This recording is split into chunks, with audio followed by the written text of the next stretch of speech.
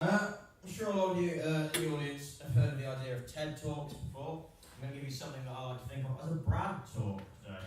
Talk about Brad. I'm going to talk to you about Brad. What is Brad? I hear you ask. But fear not, for you see, Brad is my son.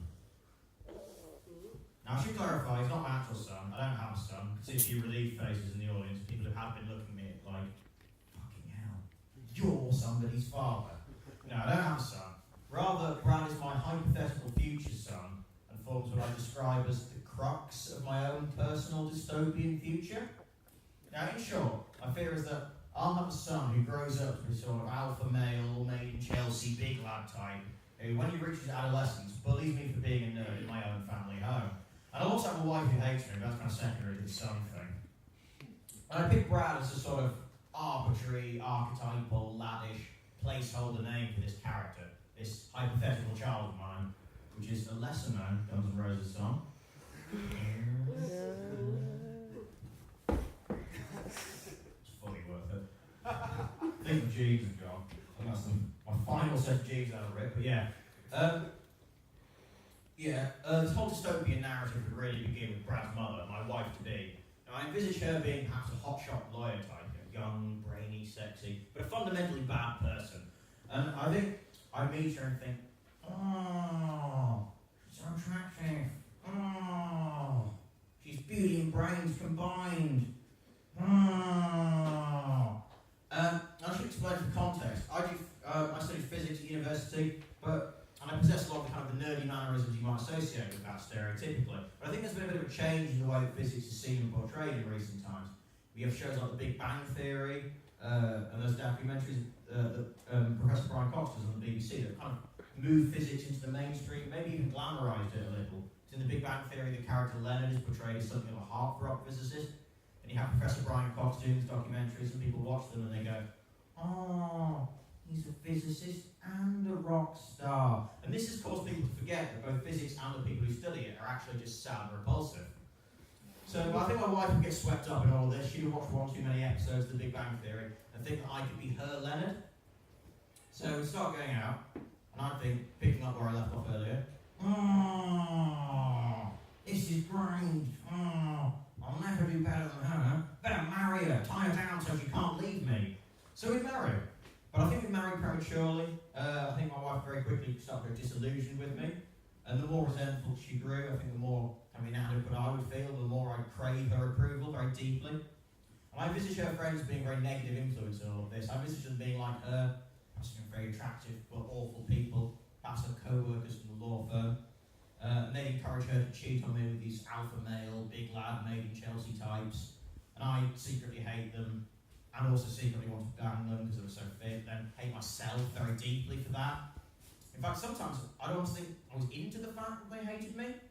But I think this winter of discontent would really kind of build to a head once my wife and her friends, they got maybe granted a week's leave from their law firm.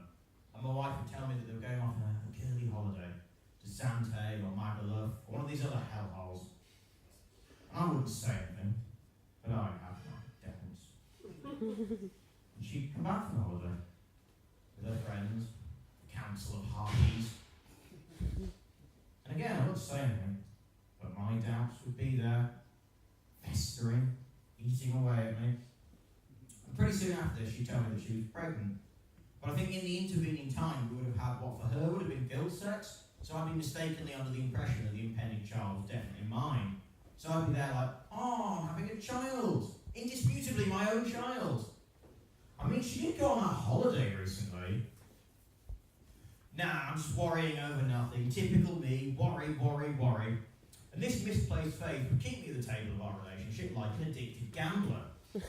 And 9 months down the line or so, the child would be born, suspiciously white. And she'd tell me that she wanted to name the child Brad. Brad? It's a bit of an alpha male, made in Chelsea, big lad type name, isn't it? You sure you want to call him that? And she'd be like, yeah, we want our son to grow up a winner. We want him to grow up a winner, don't we? Why would you not want to call him Brad? And I'd be like, it's just that when I was at uni, I did this whole stand-up thing about how I was worried I'd have a son called Brad who would eventually grow up to bully me, or he might have been a self-fulfilling prophecy, we call him that. She went, don't be stupid, we're calling him Brad. So he'd be called Brad. But over the next couple of years, I think the marriage would further sour. Brad would grow into a toddler with a mop of suspiciously blonde hair. My wife's career would go from strength to strength. You know, she'd receive pay rises, she'd climb the ranks of the law firm, get a lot of attention from various hovering males. Meanwhile, I'd stagnate, like doing physics, that would back in the social stigma doghouse at this point. Being a nerd's not cool anymore. The Big Bang Theory's been off the air for years at this point. Leonard's 50 and looks about 70 due to the coke habit he developed during the show's later declining years. I say that like all of the show's years weren't its declining years. Professor Brian Cox has long since spent all BBC's money by this point, flying around the world finding expensive analogies for unrelated physics concepts. You know the sort of thing I'm on about. Oh, if you took all the grains of sand on this beach, that's sort of like the stars. In that there are lots of them. Has to be this beach here, in Dubai. The analogy wouldn't hold on a British beach.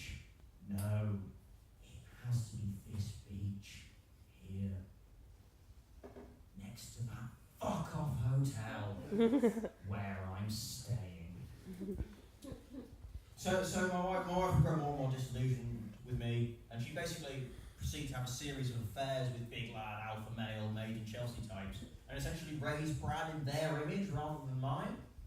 Now this discontent really come to a head, as I said at the start, once Brad was reaching adolescence. So he'd be around when I was 16, 17, he'd be the coolest kid in school, captain of the American football team type. He'd have all his big lad, alpha male mates around the house, and when he did, I'd hide in my room. Oh no, it's I'm in school again, but they're in the house. How did this happen? But then one day I need to get something from downstairs, so I'd go downstairs. I don't need to be afraid of my son and his friends. I'll go downstairs, get what it is that I need. Well, I say my son. He's definitely somebody's son. So I go downstairs, and Brad's friends will all be there in the living room. Now I envisage Brad's friends being the particular type of human garbage that you'll find in the comments section of any lad Bible post. So they'd be there in their white beater vests with their backwards caps, dapper laughs on the telly. And Brad would be with them, and he'd see me, and he'd speak up. And he'd say, "Oh, Dad! Are you ream? Dad?" I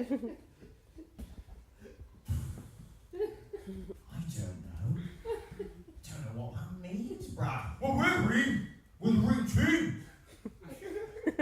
We're the ream team, aren't we, boys? We're the ream team. His mates would all do some extra and laugh. Ream team, oh, good one, Brad. Oh, ream team, you're so literary. And I'd turn to leave, but Brad would speak up again. And he'd say, Dad! What do you bench? What do you bench, Dad? Is bench a verb? I knew you had a shit bench. Dad. Is bench a noun again now, Brad? Is that how this works? And these kind of humiliations become more common with time. I think Brad would perhaps start bullying me into doing his homework for him. And I also envisage him learning to drive very quickly once he turned 17, which would add extra humiliation for me because I don't drive, meaning that I would have to ask him for lifts. So I'd be there one day going, Bradley, I was wondering if I could get a lift into town. No, can't do that. I'm taking me and the boys to the gym. But Bradley, I really think, fuck off, that's nerd. I said no. Mum was right about you. You're a spineless loser. And being the coolest kid in school and possessing the magic blend of aggression and misogyny that girls found so attractive at school, rather than inevitably started to bring girls back to the house, would essentially gloat to me over this. So if you're there going, bang this girl, this girl, this girl. How many girls were you banging when you were my age, Dad? How many girls were you banging? And I'd be like, none. I wanked and cried a lot. Like I do now, whenever you and your mother are out of the house. Gone full circle. Now, the nature of this as a comedy routine, rather than just a confession of my deepest insecurity, demanded it build some kind of ending. As much as climactic humiliation, such as Brad and his friends all beating me up, would perhaps be possible. Honestly, I think it's more likely in this dystopian future of mine that I just live out my days in abject misery, never quite getting together the conviction to take my own life. Thanks very much for listening.